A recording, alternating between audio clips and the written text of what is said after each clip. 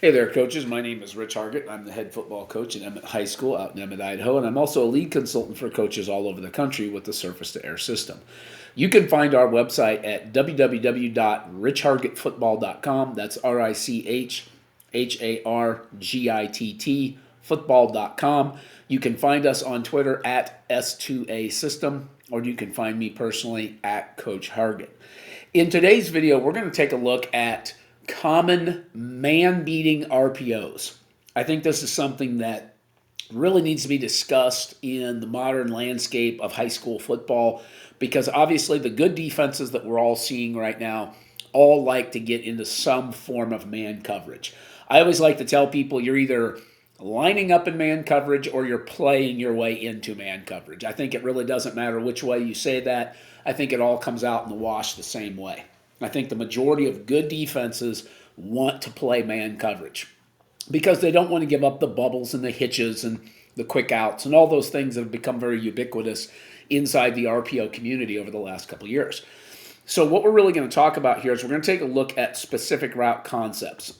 To keep life simple, I think I picked all plays where it's split zone up front. So you've got the tight end in the game. He's kicking out the backside end. You're getting that six-man zone presentation. We're talking about specific routes that win in the RPO game. The first one is the glance post or the 5-yard post route. I think it's one of the most transformative pass concepts over the last 10 years of my career.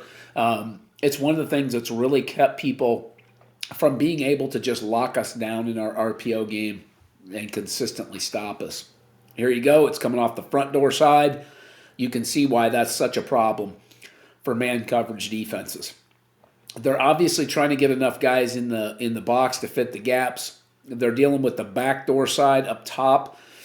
Okay, that's kind of where the read side of the structure is. We've got a now screen going up there. They've got some problems up there being able to fit that. So then you come to the front door side or where the zone is going, and you just hit that glance post, and you pick up 15, 16 yards. That's a really tough thing for a modern defense to have to deal with.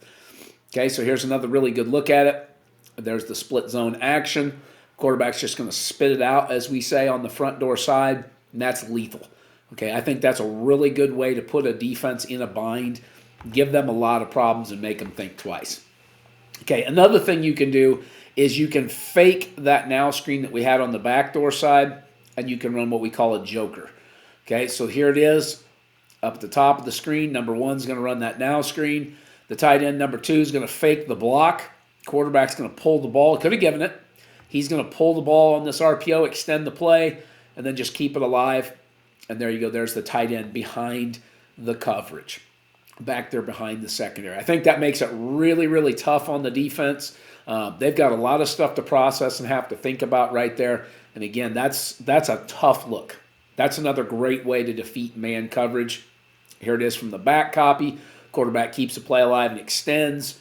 And you see it just becomes a golf shot just right over the top of the secondary right there.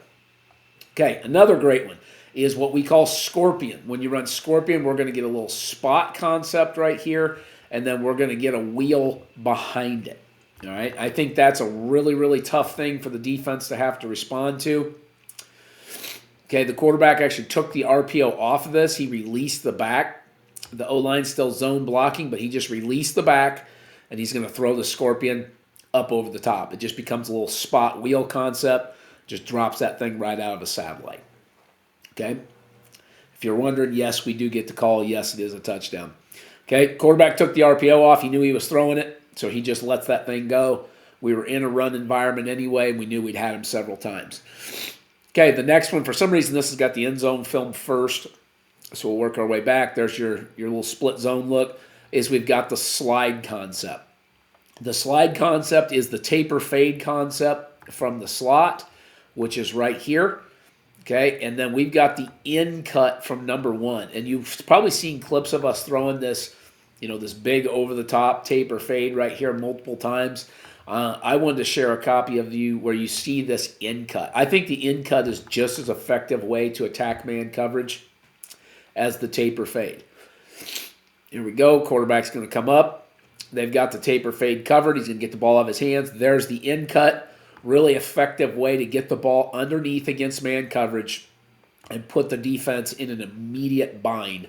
Okay, those are just natural man-breaking routes that, again, are going to put the defense in a lot of conflict and give them a lot of problems. All right, coaches, I hope this video was helpful for you. Again, if you have questions, find us on Twitter at S2A System or at Coach Hargitt.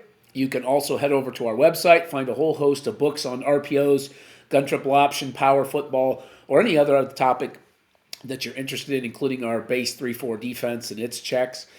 So again, head over to www.richhargittfootball.com, and we look forward to seeing you in the next video.